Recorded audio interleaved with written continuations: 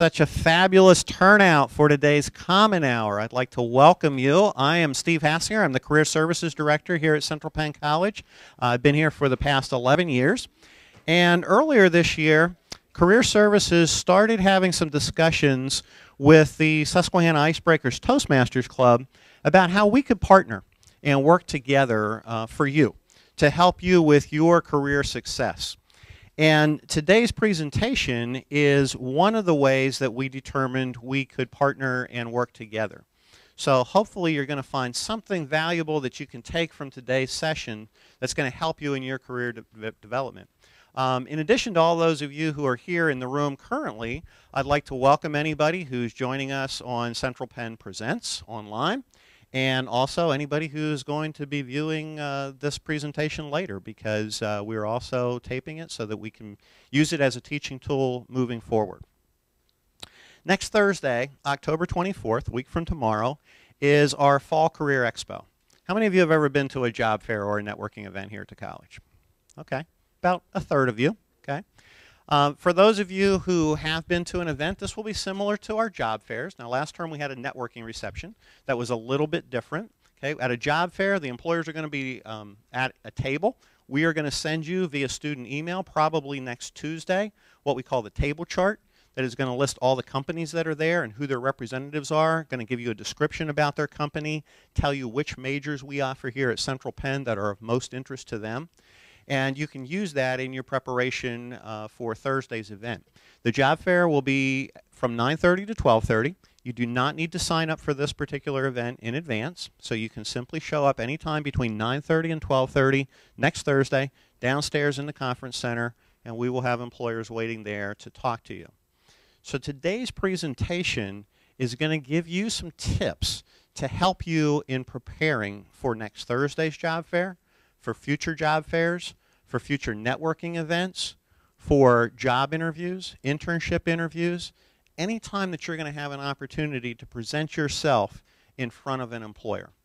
So listen carefully, take some notes. We've given you some handouts. We've got a great turnout. So if there are not enough handouts, let me know afterward and I'll make sure that you get them. For those of you who might be joining us online, or if you're viewing this presentation later, you can email me at stevehassinger@centralpenn.edu, and I will be happy to make sure that you get copies of the handouts. One of the things we constantly hear from employers as we talk with them in career services is that they want to hire people who are strong communicators. They want people who can communicate well with people inside their organization and also people outside their organization. So if you can effectively communicate and effectively present yourself to employers, it's going to go a long way toward helping you get the internship or the job, regardless of what your major is, because communication is important across all different types of careers.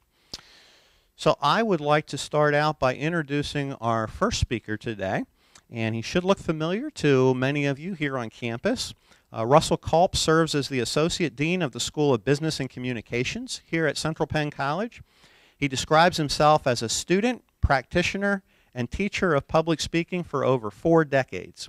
He's a graduate of the Dale Carnegie Public Speaking Program and a member of Toastmasters International.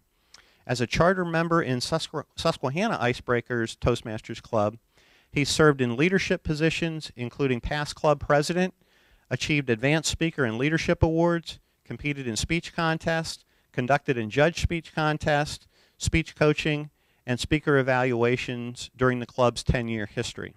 He teaches the oral communications course here at Central Penn that's designed to prepare students for the 21st century workplace, where personnel directors rank oral communication skills as the most important skill in hiring job applicants. So please make Dean Culp welcome. Thank you, Steve. Thank you. Good afternoon, everyone. And a special shout out to our oral comm classes that are here today. Can you hear me? Great. Okay. You should have in your possession an agenda that was passed out before the meeting that gives you the names and introductions of the speakers and the order in which they'll be speaking today. During this session, you'll hear prepared speeches by Toastmasters, who are members of the Susquehana Icebreakers, our club here at the college.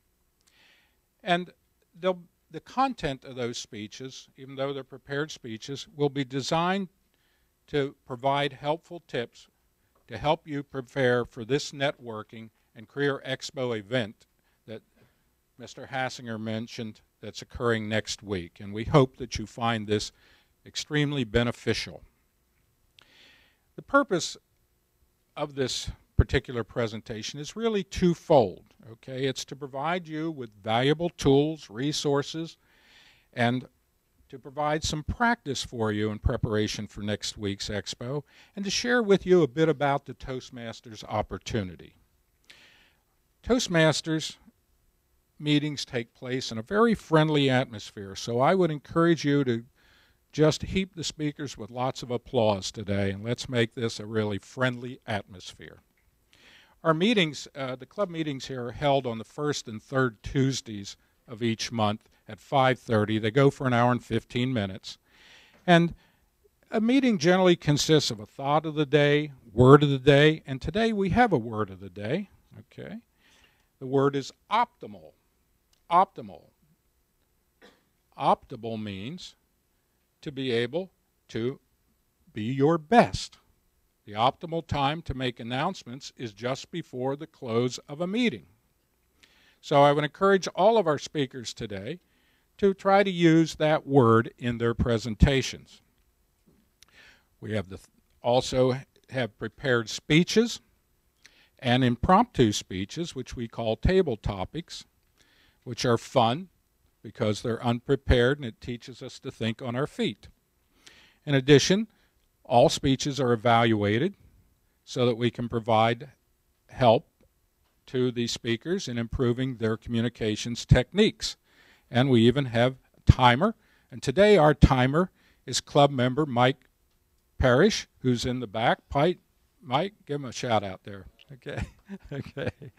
Mike will be timing all of this, okay, to keep us on track. He is the vice president of our public relations in our club, and also our webmaster, and I encourage you to visit our website. It's icebreakerstm.org, and you'll find that on the agenda that was passed out. And we even have, as I indicated, an awe counter to keep track of the ahs and the ums to help us improve that and to wring those fillers out of our speech.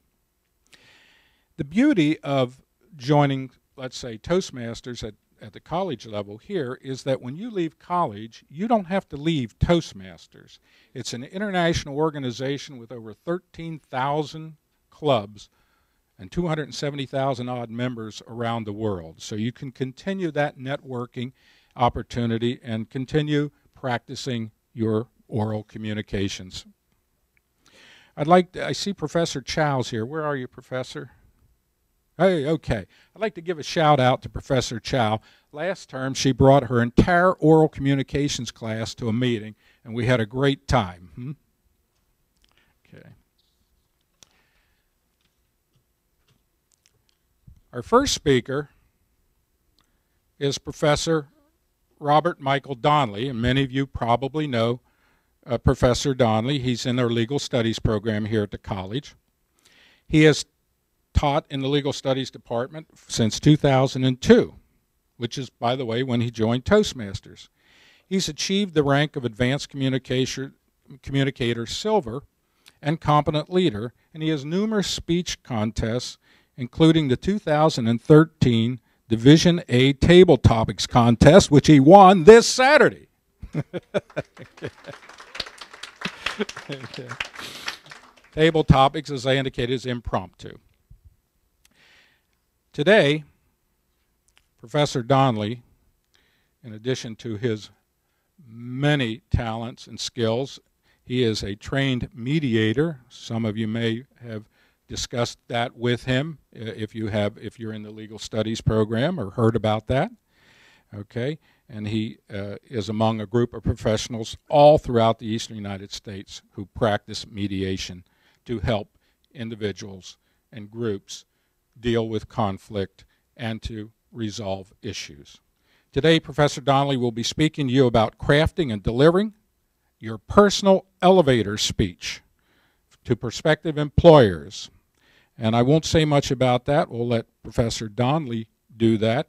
And this is a very important ingredient to moving into a career expo where you're going to be going to tables where there are employers. How do you approach them? What do you say to get attention?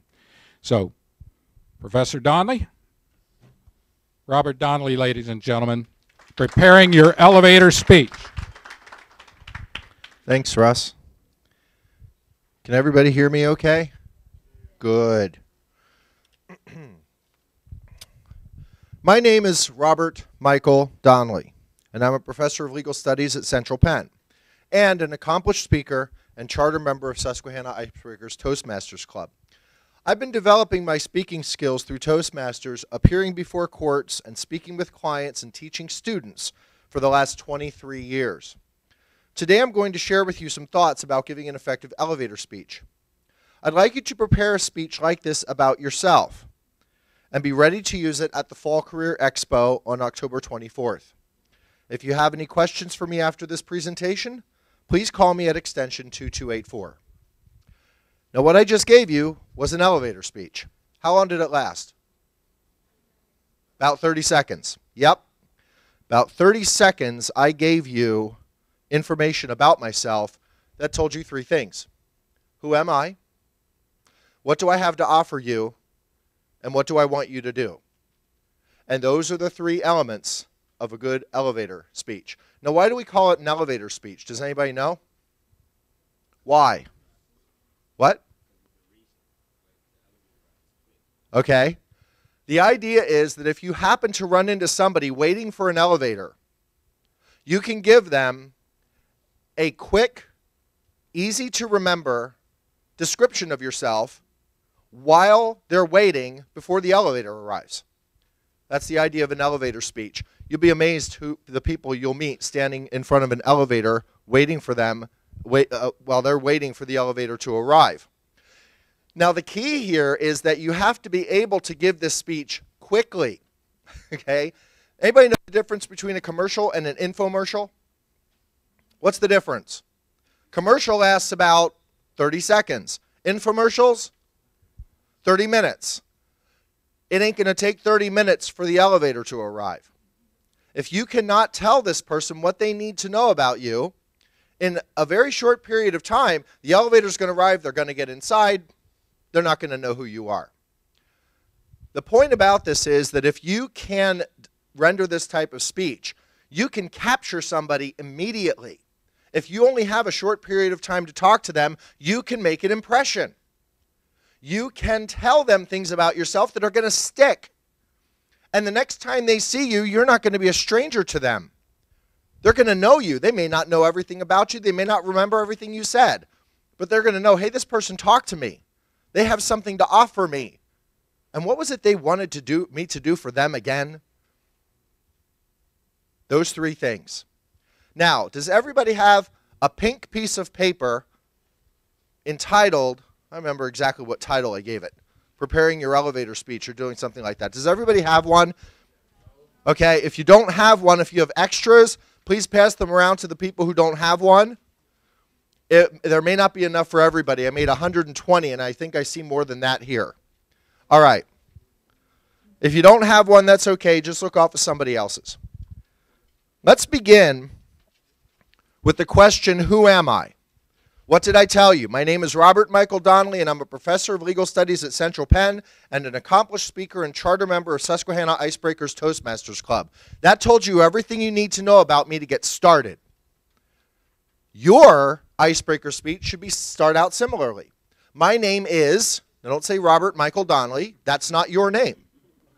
Your name is your name, and I know at the very least you are a something major at Central Penn College.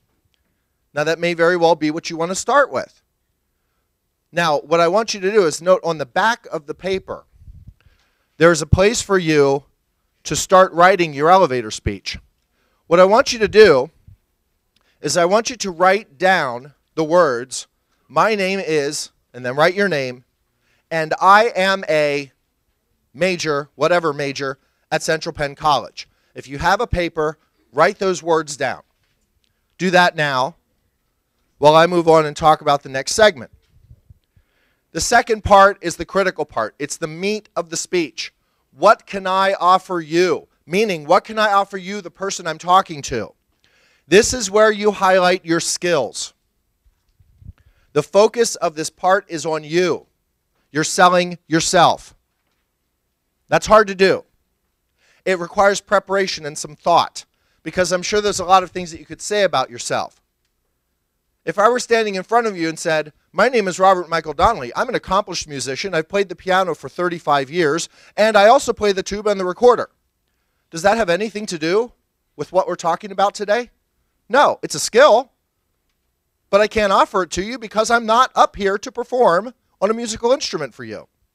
You have to think about the skills that you have that are going to be relevant to the person you're talking to. Now, if you're going to a career expo, you have to think about the skills that relate, of course, to your ability to perform a job for that individual. You have to think about it. Now, how many skills should you talk about? Well, don't give them a laundry list.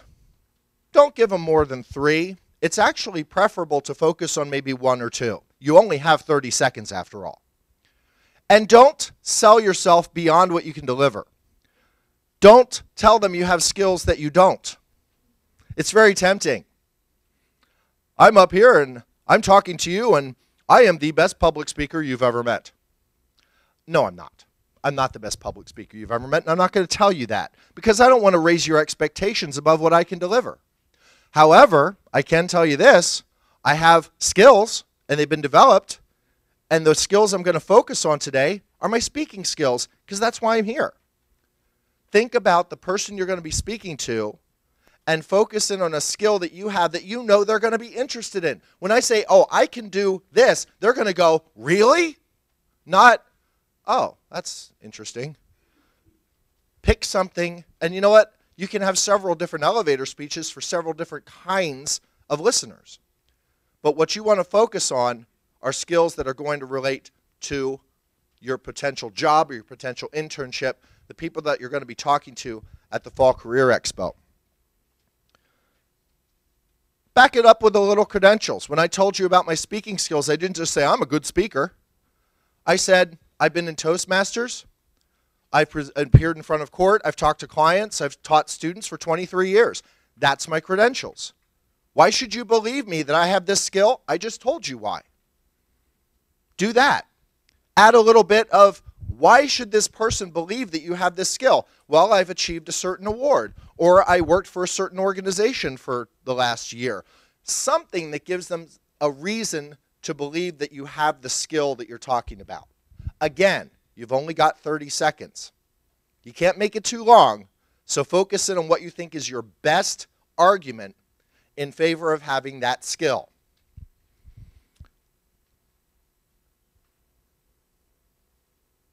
The third thing you want your elevator speech to tell the person is, what do I want you to do next? Here's who I am. Here's what I can offer you. I have the skill. Now here's what I want you to do for me. Never leave them without something to do. What did I tell you to do in my elevator speech? Anybody remember the little speech? Huh?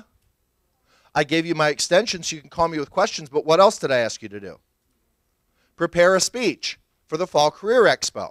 That's your job. That's what I want you to do. Now, if you were speaking to an employer, prospective employer, or prospective internship site coordinator, and you were speaking to them at the Fall Career Expo, what would you want them to do? Set up an interview. Okay? Maybe give you their contact information so that you can contact them and set up a time for an interview. Or maybe speak to you. You can say it this way: I'd like to sit down with you and speak to you within the next week about the possibility of doing an internship. Always give them something moving forward. Always give them something that you'd like them to do in the future, in the very near future. Because otherwise you're giving them information, walking away, and they don't really know what you want them to do with the information. It's very impressive when you can actually say to a person, hey, this is who I am, this is what I can offer you, and this is what I want to do next. What that shows is this person has thought this through. This isn't some random meeting. They've prepared for this. Okay, does that make sense? You sure? Make sense? How many of you have written down your little start? Who am I? How many of you have written that down? Would you like to stand up and read yours? Good and loud, as if you were talking to a prospective employer. Hello, my name is Joshua McCord, and I'm a IT major at Central Penn College. Wonderful. You do yours. Did you have your hand up? Yeah, go ahead. Stand up and do yours. It's okay. If you can do it for us, you can do it for them. Hi, my name is Tia Dixon, and I'm majoring in legal studies at Central Penn College. Wonderful. Who else would like to do? Now that you know I'm going to make you stand up, there aren't as many hands. Yeah. Hello, my name is Khalid Fields, and I am a marketing major at Central Penn College. Wonderful. Okay, let's give those folks a hand. That was pretty brave. Now, once you've written the speech, there are a couple rules that you need to keep in mind. First of all, your speech should be simple and direct. Don't try to use words that you don't know. It's a good rule to follow. Never use words you don't know what they mean. Also, try to use overused words or non-words, words that you hear like transitioning. That's not a word. Nobody ever created that and said that's a word. Transitioning, referencing, okay? Use simple, direct words. And also try to avoid repeating yourself a lot during your speech. Don't start every sentence with I. Find some other way to start your sentences. You want to refine your speech. Make sure, above all, that your grammar is correct. Grammar is critical. If you go in there and make grammatical errors, guess what? Not a good impression. Finally, you want to rehearse the speech. It should be 30 to 45 seconds. Talk it out. Rehearse it over and over and over again until you become very, very comfortable with it. Remember, you want to memorize the content, not the words. If you just memorize the words, you'll sound robotic. You want to memorize content. I have a couple other suggestions at the bottom of this. I'm not going to have time to go through them all, but a couple I want to highlight. First of all, make sure your appearance is good. Make sure your appearance is good. Check yourself in the mirror before you go, before you talk to these people. You want to make a good impression. Be aware of what your body's doing while you're talking. Don't fidget. Don't stick your hands in your pockets. Make sure that your body is calm and composed. And don't forget to shake hands before and after. Makes a very good impression, gives them the sense that you are confident. Okay? You can take all of these and look down through all of these recommendations I have. The important thing is write your speech, rehearse your speech, and make sure that that speech is as refined and as tight and as clear as you can possibly make it. And when you do that, you will never be at a loss of what to say when you confront a potential employer. Thank you. Thank you, Robert. Let's give Professor Donnelly another hand.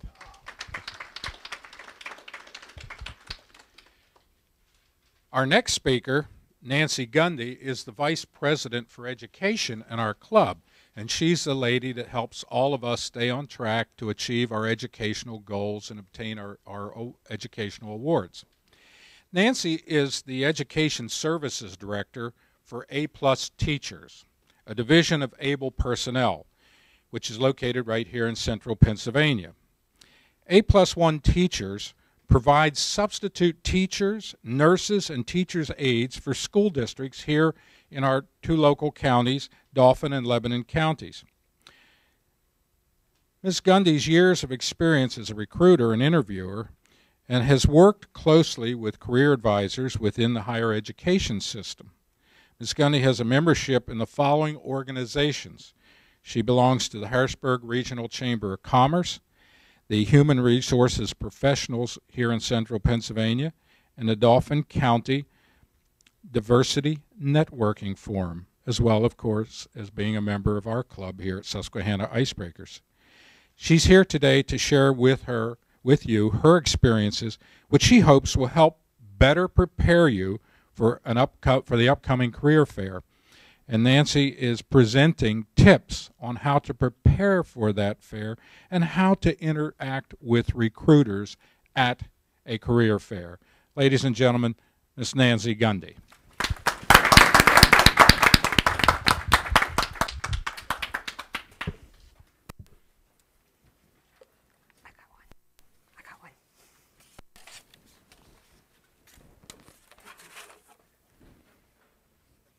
Good afternoon, career seekers.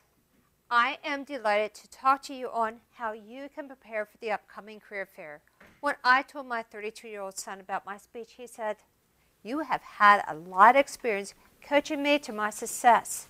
What I am going to share many times before. If you're I should attend a career fair. I'm not looking for a career opportunity. My internship isn't for a couple years. Why waste my time? Plus, what am I going to say to the recruiters?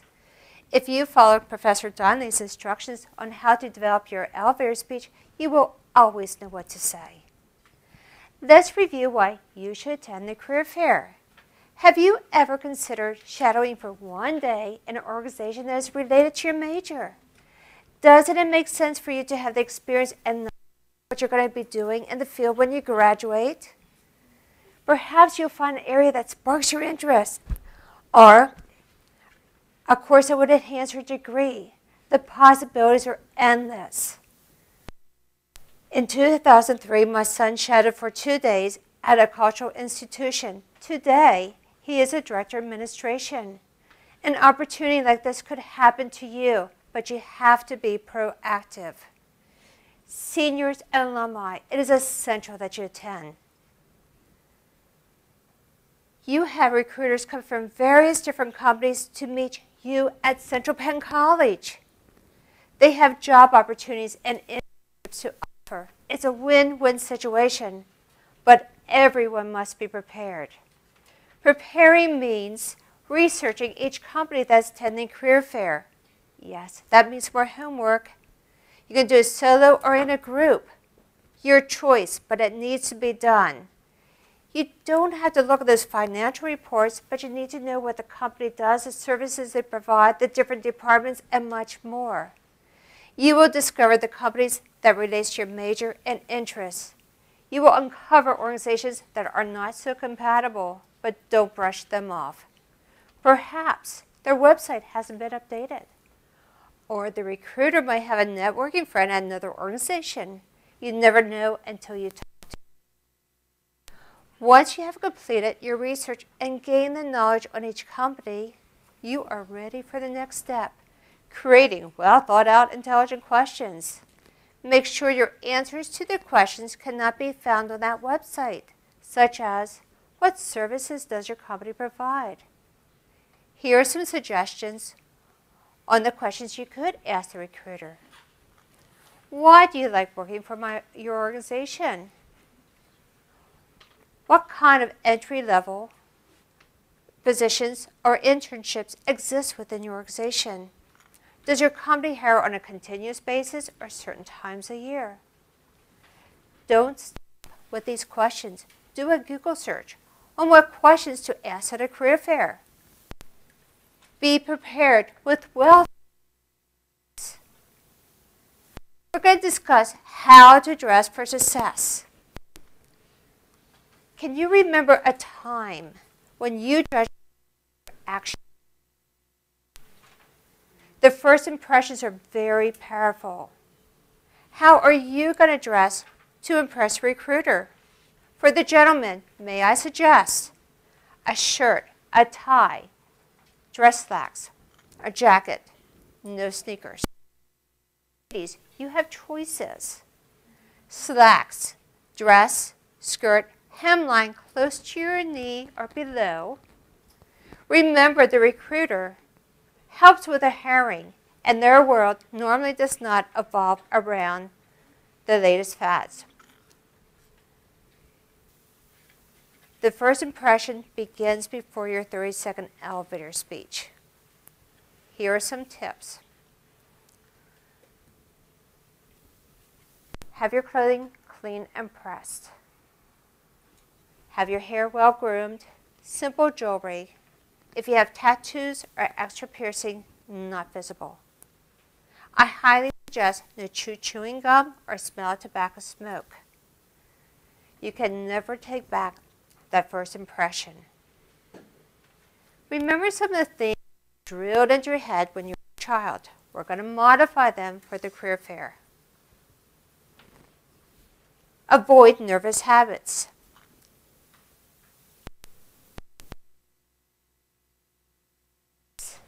eye contact, smile, listen, firm handshake. Look in the mirror and ask yourself, am I dressed for success? Since you are professionally dressed, you might be, what am I going to take along with me? You are going to take a simple portfolio to keep your resumes organized. Have ample of resumes. Won't it be embarrassing to walk up to a recruiter and say, I don't have any more resumes. I did not think that you had anything to offer me. Whoops. I heard that many times before. Not a good impression. If your resume has 2 pages, make sure your contact page, second page, has your contact information. Be prepared to receive literature and giveaways. Make sure you're organized because it's an asset in an employee. Don't go up and take their freebies. Focus on meeting the recruiter and consider it after your conversation. Sure you ask for that business card. After the career fair, email a simple thank you note, including your resume.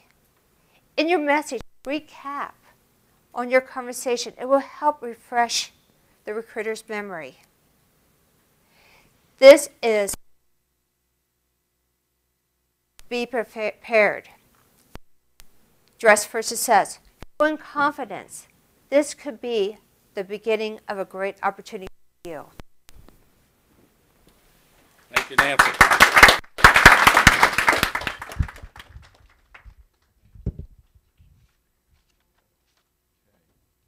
Our third speaker is Mari Joy Miller.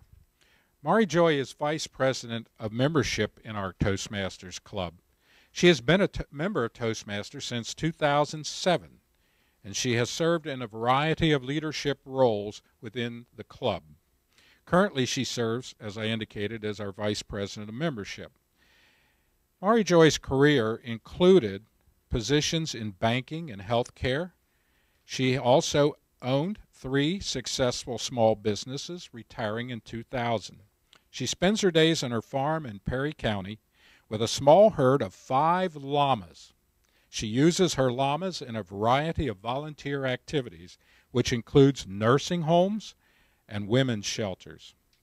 Mari Joy will be sharing with us the role that tabletop topics serves within our club. She will explain how Table Topics will assist anyone who is seeking employment in the current job market. Mari Joy?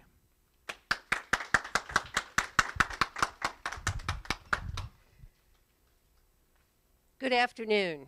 How many of you have ever attended one of our Susquehana Icebreakers Toastmaster clubs? A few hands. As the panel has expressed to you, we do have a structured format to our meetings where we have prepared speeches. However, there's a very fun portion of our meetings, and we refer to that as Table Topics.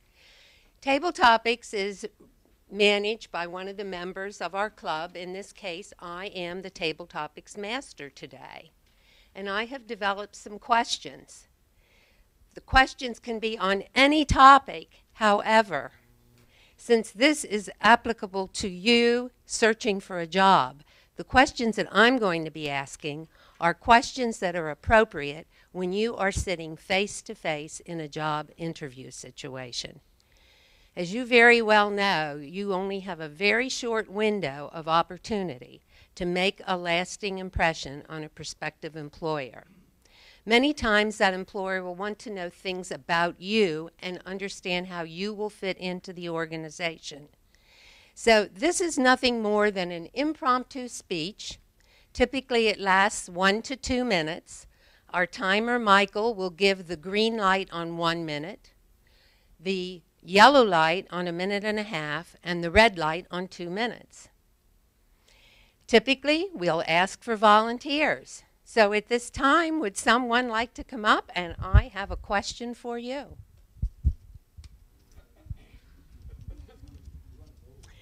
We do have a look. Come right up here.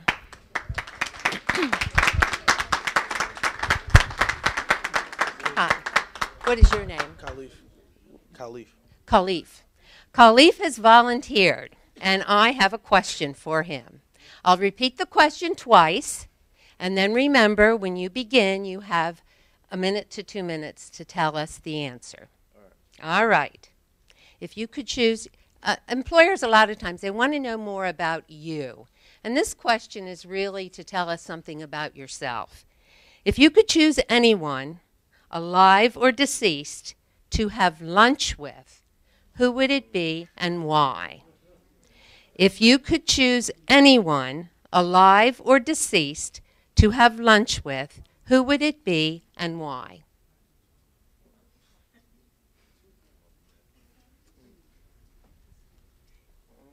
It would be my aunt. Turn around, tell them. If it was somebody Here, that was... you want a mic? Sure. All right.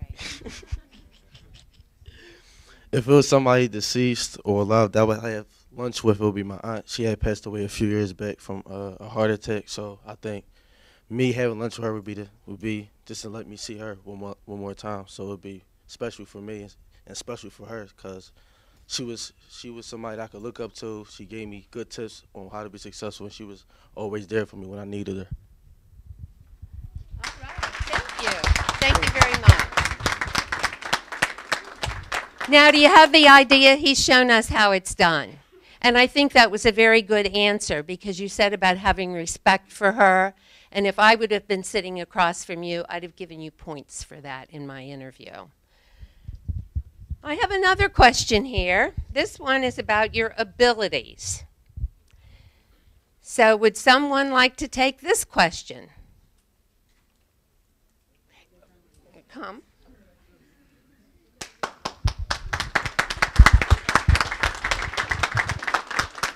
What is your name? Mary Greenwood Drumheller. Mary. Yes. All right. It's fun. I get that reaction a lot. All right. This is about your abilities. Describe a decision that you made that was a failure. What happened and why? Describe a decision that you made that was a failure. What happened and why? Mary. I served 8 years in the U.S. Navy, so I've made a lot of decisions. And one of those that didn't go over so well, I was put in charge of a working party. And I thought it would be great to break up the work a little bit and kind of assign roles. And what I didn't realize is that it's very important as a leader to know your people and to realize that everyone responds differently when you approach them in different ways. And I did not do that. And so I got a lot of resentment. The job wasn't done very well. It was done, but it wasn't done very well. And I had a lot of negative feedback from the juniors that I had. So I learned a lot about myself and a lot about my leadership skills at that point. Thank you very much, Mary. Good answer. Thank you. Is there anyone else that would like to volunteer? We have a policy in our club that when we don't have anyone volunteer, then we ask for nominteers. So do I have to nominteer someone? I think you raised your hand.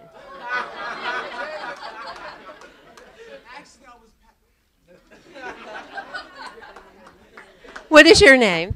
My name is Desmond. Hi, Desmond. Nice Pleased to meet you. Nice to meet you. All right. Have you ever been in a working situation previously? Okay, great. Then this question's designed for you, so make sure you give us an optimal answer. Have you ever worked with someone you didn't like? If so, how did you handle it? Have you ever worked with someone you didn't like? If so, how did you handle it?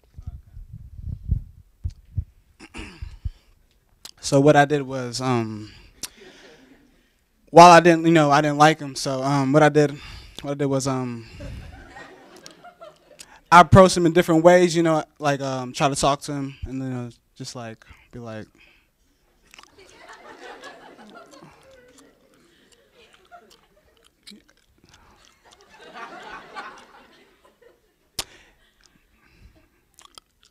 And like yeah.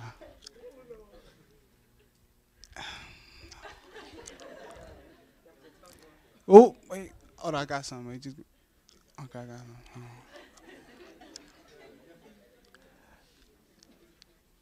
Different approaches in different ways.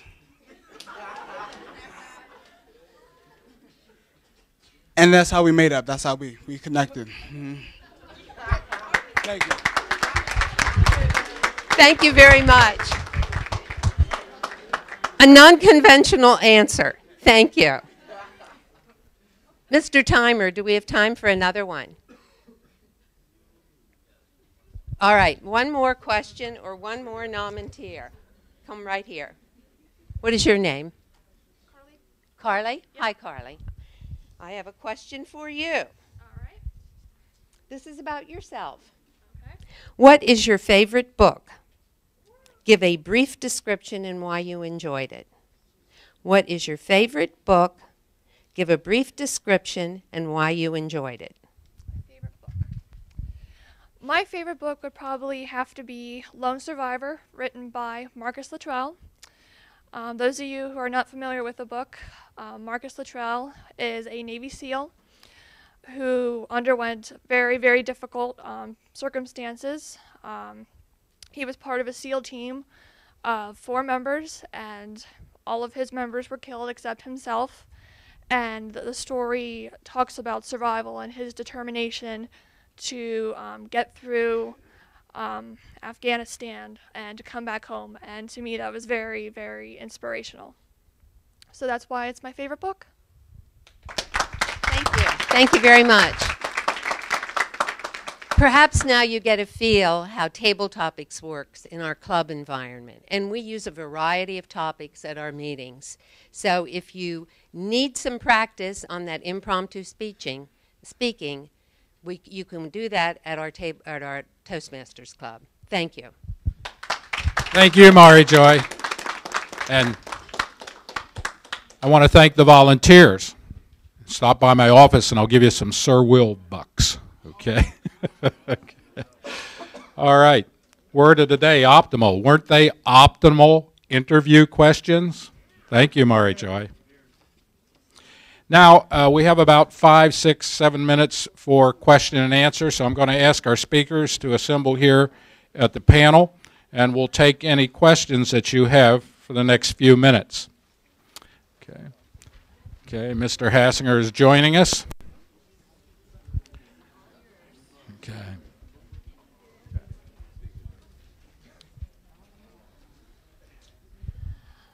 I know when you were talking about dressing professional for the career expo that will be happening, but what for, would you still dress the exact same way, like the professional way for the ladies, even if you were in the health professional like myself? I'm a physical therapy assistant, and this is what I would normally wear under the dress code. So would I still wear this to the career expo, or would you like us to wear something different?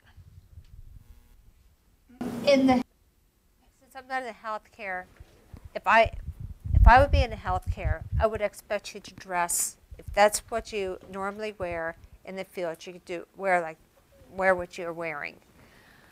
At the career expos, if you dress more professional, that will catch their eye a little bit more. You'll be stand out a little bit more. You could go either way, in my mind. Thank you. It's a good question. Who's Can I add next? something to that, Rob? Shirley. Oh, thank you. You didn't need the microphone. I do. One. Oh, okay. Oh, that's right. You still have one. I just want to add to that just remember that regardless of what major you're in, your professors are all experienced in the field. If you have any question about what an appropriate dress would be to wear to the Career Expo, my recommendation is if you're not sure, talk to your professors. I'm sure that they'd be able to tell you what's expected at a Career Expo. Steve, would you? I agree with that. The other thing is I know that some of you will be in class. You may be in the lab, and actually your class may be coming. I know Dr. Wolf, for instance, Dr. Patterson, many times they will bring a class directly from the lab. So employers at the Career Expo will understand that. If you were going to a job interview, I would dress professionally, as Ms. Gundy had talked about, for the interview, even though you're going for an interview in the allied health field. Thank you, Steve. Next question. Oh, way back here. Okay. All right. Well, I'm supposed to get 10,000 steps a day, aren't I? Thank you very much. This is a question not necessarily because I want an answer, but just because I'd like to hear your feedback. In the military, when we're transitioning out, we take a course that they offer, and it's provided mainly to help you gain employment. And one of the techniques that I took away from that is called a networking or a resume, a mini resume, and they do it on a business card. So the front of it has your name, your title, and your contact, and the back has your abbreviated resume highlights. I'd like to know, because it's a career fair and there are a bunch of employers at a table, instead of carrying full-size resumes, would you recommend maybe this? Because when you extend someone a business card, it's generally their response to offer you one in return. So then you have their direct contact information to maybe follow up with them in the future to say, hi, you know, I'm so-and-so, we met at the career fair. I really, you know, was interested in your company, to further, you know, follow up with that contact. I just wanted some input as to the effectiveness over that versus the traditional resume that maybe everyone's going to have and it's going to get lost in the shuffle. Okay. That's an excellent question. When I worked at I was a career service specialist, and we did promote that as a recruiter. We collect many resumes, and you get another little piece of paper involved in it. That's going to get lost quicker unless we put it in our portfolio and look at it later. So it can go either way. I would highly suggest you also hand them the resume, because if that card gets lost, they have something bigger to look at.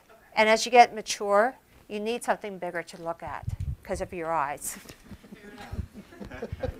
As you get mature, I like that. I agree with everything that Nancy said. However, I think it's a great idea to have a business card. And if you want to put a little mini resume on the back, you know, that's even better, because you're going to have a lot of opportunities beyond just career expos also to utilize those business cards. And I was just talking with somebody yesterday who's in the room somewhere. I don't see her right now, but you know, I talked about Vistaprint.com. You can get 250 free business cards. You know, they're going to want you to buy premium ones. You don't need. There she is. You don't need premium ones. You can get 250 free business cards if you just pay for the shipping and the handling. So I would recommend for everybody in this room to take advantage of that, to get those business cards. You're going to have guest speakers coming into your classes. You're going to have people at events like Common Hour, like today, that you might want to provide a business card to. You're going to have networking opportunities, community service that you're doing, where you might want to have those business cards. And it's a whole lot easier to have them with you at any time than it is to have resumes. But for a career fair, I think it's a good idea to have both options available. Okay, are there any other questions? I'm told that the ceiling mics will pick up your voice, so all you have to do is speak up. One final question. Anyone? Here we go. Go ahead. Oh, you were pointing. Oh, is there a question back there? Okay. All right. If there are no... Thursday, October 24th, from 9:30 in the morning until 12:30. You can come and go anytime between 9:30 and 12:30. And we will have some refreshments there for you as well. Okay? Excuse me? Do they have to pre-register? You do not. We have some events in career services that you do need to pre-register for. This is not one. So you can come anytime between 9:30 and 12:30. The career fair is also open to people outside of Central Penn. So if you have a brother, a sister, a parent, a friend who's looking for a job, they're welcome to come as well. Tell them to dress professionally and bring resumes with them. In closing this morning, or this afternoon, excuse me, I would like to thank the Susquehana Icebreakers Toastmasters organization for partnering with us to bring this Common Hour. I hope that you found something beneficial that you can take from today.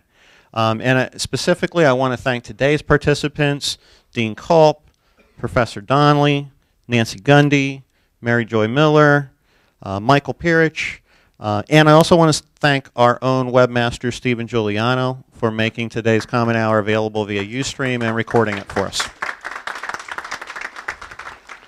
So if you know somebody who couldn't be here today and you're thinking, boy, they could have really benefited from that information, send them to Career Services, and we'll make sure that they have a recording of this, or we'll direct them to the recording of this. So again, remember, Career Fair next Thursday. If you cannot make it to the Career Fair, contact us in Career Services. Maybe your schedule just doesn't permit that. Let us know.